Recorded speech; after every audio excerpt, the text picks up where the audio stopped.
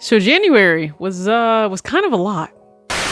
No, I don't mean in terms of sneaker drops. That was relatively slow, and I'll do a video on that in February and what I think it means, and it kind of exposes something in a lot of people. But no, I'm talking about everything that happened. There were more lawsuits and more insolvent resale companies, and then a whole mystery box thing. There was the good, there was the bad. I want to try something different and touch on both. If you're just here for the bad, I'll go ahead and put the timestamps on the screen for those specific discussions, and you can jump ahead to those. But first, I want to talk about the good, and if you missed the very awesome, gracious gifts sent over, thank you so much again to Joe Freshgoods, Vans, and then New Balance for the pairs they gifted me. So the entire capsule for the Chocolate Valley Resort Collection by Joe Freshgoods and Vans was sent over, and then also the New Balance 990 V2 in the white and blue colorway. I have videos up on both, so again, just check the links in the description box. Beyond grateful that definitely ended or just solidified an amazing start to the year, but there was more good. If you've caught on to the trend in 2023, I'm really doing my best to have this balance of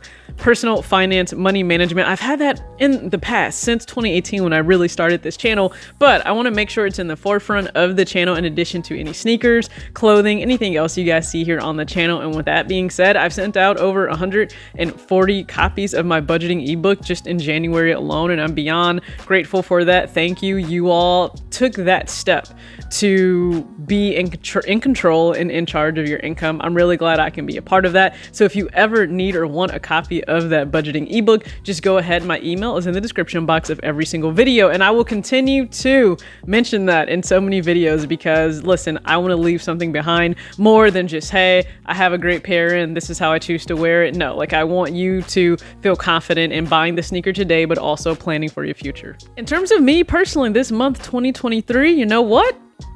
With money, I've tackled what I wanted to tackle in terms of putting a certain amount into savings, and I'm actually going to discuss a high yield savings account. So that's a upcoming video. Stay tuned for that. Invested, you guys were able to see that. Now, again, there's additional money invested for my 401k that's also matched at work. So I'm never talking about that when you guys see what I'm putting into the market here. And that's also just post-tax, and it helps hold me accountable. But you guys were able to see that. So I benefit from that glitch in the market with Nike this month. Also put into the S&P 500. And you guys will see a follow-up video again next month in which I stay consistent and I invest. And then sneaker spending, shopping, and clothing. Not a whole lot bought this month. I mean, quite honestly, you had the one 1906D, the refined future pair in Turtle Dove. Hopefully you caught that video.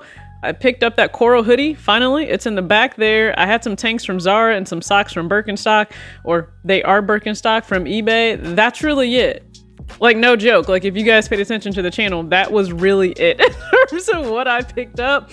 And that's not to say that I didn't have a lot of carts full of things that I wanted. And listen, I have good friends that can attest. I would say, hey, you know, maybe check on me because I'm not really checking these carts out. And it's always not that I can't or I'm not able to, but I'm moving into this mindset. Am I willing to offset anything I really want to take care of just to have things that I don't necessarily need? Because I don't need any of these things. I would love to have them, but I would also love to clear out more space in my closet in relation to clothing. So I need to really continue to embark on that, and that is my goal. So I stayed on track in terms of spending. I'll just say that. And when it comes to the additional pair I wanted this month, it was either going to be an SB or the Bad Bunny Campus, but that looks to be pushed back. So I'm actually just going to put those funds aside. More than likely, I'll put the funds aside that would have gone towards a Nike SB and just chill out. If a friend's shop happens to get in either the white and black pair or the gray and gum bottom pair, then awesome. I will go ahead and pick that up. But for right now, I'm just going to sit on that cash, not touch it. One more great trend I'm seeing within sneakers right now, more of you are enjoying the things that you have, and you actually have commented on all different platforms, whether it's Twitter or Instagram or YouTube.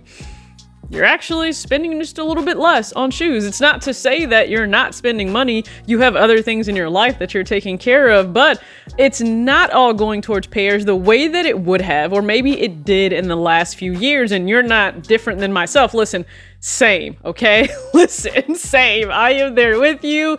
It's just 2023 feels different. It really does. There's this sense of discernment and maturity and taking life and sneakers a little bit slower, and I love that for us. Just let's get to the tea. And it was hot in January. Again, to say people thought sneaker releases were slower than what they would have liked. Yeah, no, the drama was very loud. It was very clear. It took over some headlines, and so let's just look at some of those. Nike Inc. files lawsuit over BAPE's Air Jordan 1 and Air Force 1 lookalikes. This was like the most long-awaited thing to happen, and if you paid attention to anyone's videos that touched on Cool Kai or any of the other individuals that are defendants right now in lawsuits with Nike, or they have been in the past, that was the one question. Well, how come they haven't gone after BAPE? Well, they finally have, and my thing is this. Babe, why did you have to ruin a good thing? Because you were doing fine. Like, it's explained in this article by Nice Kicks that Nike actually stayed away because what they were making wasn't enough. I think that Nike felt it was really a threat on their infringing on their trademarks. They didn't do so much within the US, and the article is extensive, and I'll go ahead and just put it there because it will be extensively covered by a lot of other people, and it already has. But point being, Nike looked at them and said, hey, you're doing a little bit too much. And my thing is just why? Like, babe, like, why did you need to return to the model that gave you problems in the first place with Nike? You could have continued to coast and been fine, but that's not what you chose to do. And of course, there's also a VC involved where they wanted to announce like they had all these exciting things going on.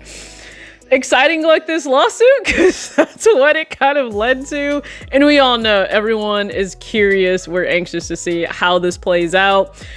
I will say it baffles me all of the time that people, for one, think it's personal in terms of Nike choosing to legally protect their trademarks, because it's not. Like, it's not personal. And as you can see, they're clearly not discriminating, because they've done this with Warren Lotus and John Geiger and Lil Nar and BAPE and also Kai and Omi. Like, they are going after any and everyone they feel is a threat to their protected trademarks, and it's protected. So they have that right to do, just as you would have that right to do if you protected anything and someone encroached on that within the marketplace. So another lawsuit.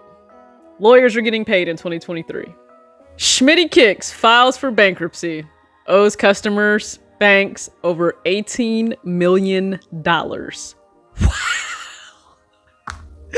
The insolvency is just a continuing theme right now for sneaker resellers. It really is. And my goodness, when will it stop? Like, this is what I mean when I say, like, have your finances in order. Don't be fooled by what you think is a well-ran operation, because if the veil is pulled back, you can clearly see that that's not always the case, even for businesses. So again, Nice Kicks, if you look, it says, according to paperwork filed this week, the online sneaker seller owes creditors $18,473,066.33 while having assets of just $808.49.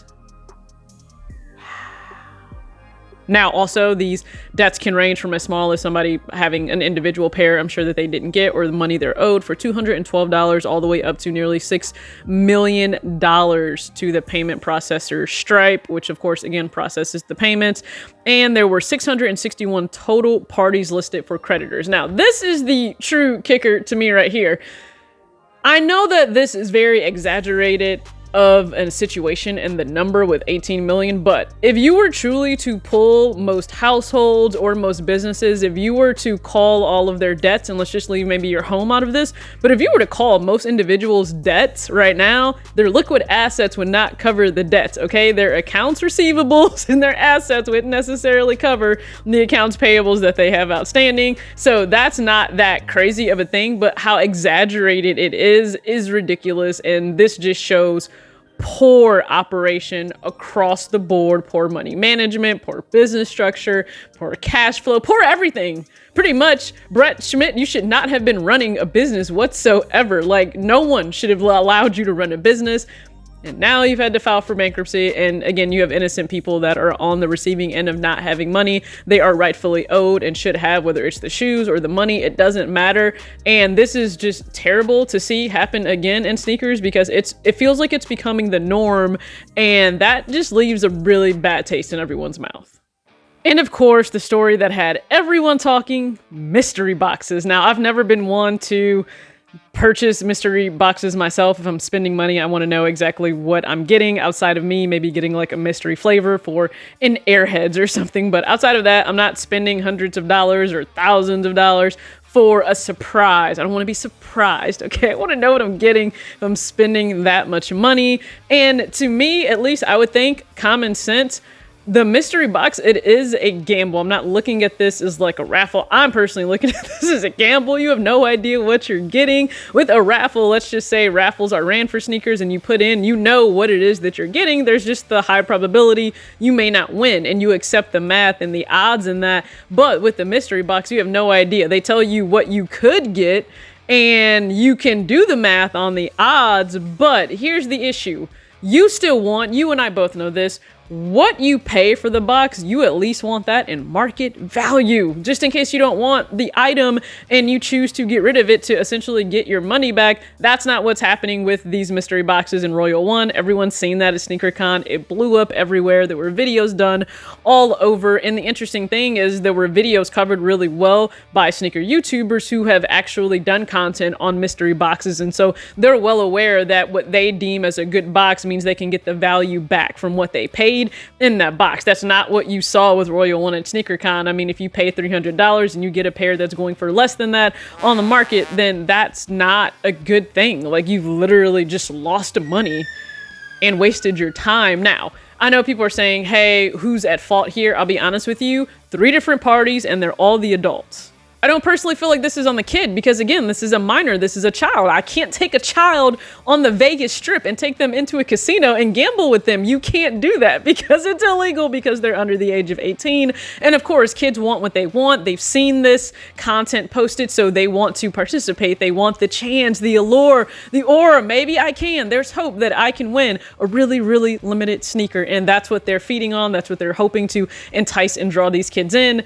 That is on Royal One for choosing to do that and know exactly who they're targeting. This is also on Sneakercon. You are the entity that is hosting this, so you need to be aware of any and everything going on with your vendors. I know that's difficult. I know it's hard, but guess what? That's what you need to do and take accountability for. And then this is on the parents, because I know you may not be into the sneaker scene or culture. That's still on you to know what your child is into and what they're involved in and what they're asking you to spend $300 on, because most likely your kids don't have the $300, so you're giving your money up. And I would hope that you would ask who, what, where, when, why, and how whenever you're spending money on your child. That just makes sense to me, at least, and I don't need to be a parent to think that, because those were the questions my mom would ask whenever I wanted something, even if it wasn't something that she was into at the time. So I think that's on all of the adult parties involved in Royal One. I will just say this, please do better. I don't care if it's with a child or with an adult. If somebody is paying $300 for a mystery box, you at least need to have a $300